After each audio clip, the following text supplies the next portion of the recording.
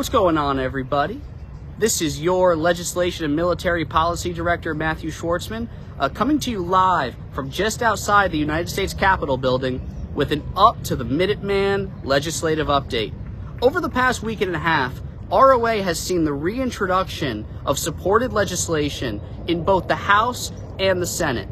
H.R.3668, S.1670, the TRICARE Fairness for National Guard and Reserve Retirees Act, was introduced. Our champions on the Senate side are Senators Elizabeth Warren and J.D. Vance. On the House side, Representatives Bill Johnson and Dean Phillips.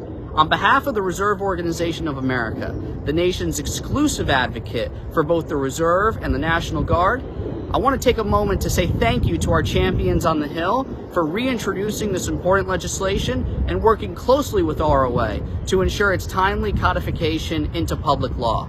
For those who are unfamiliar with what exactly this legislation does, bear with me for just a moment. So, the TRICARE Fairness for National Guard and Reserve Retirees Act makes healthcare more affordable for early age retirees of the reserve components. The Fiscal Year 2008 National Defense Authorization Act contained a provision that provides certain eligible reserve component service members with the opportunity to retire before they reach age 60, but no less than age 50. Unfortunately, the law did not include any supporting provisions that would also expand retired TRICARE program to these beneficiaries.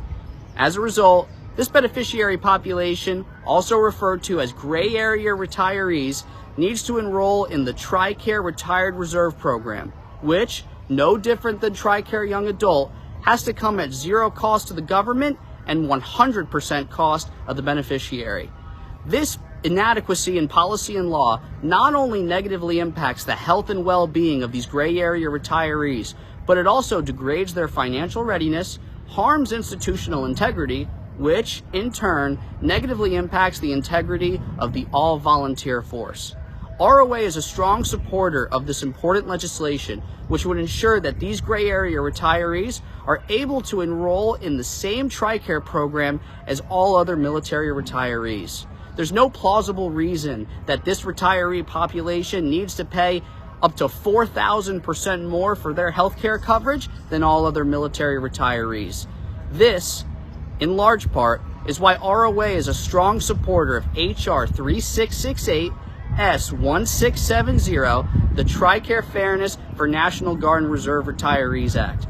ROA's number one legislative priority for the 118th Congress is to ensure that we see equity between components in the military health system.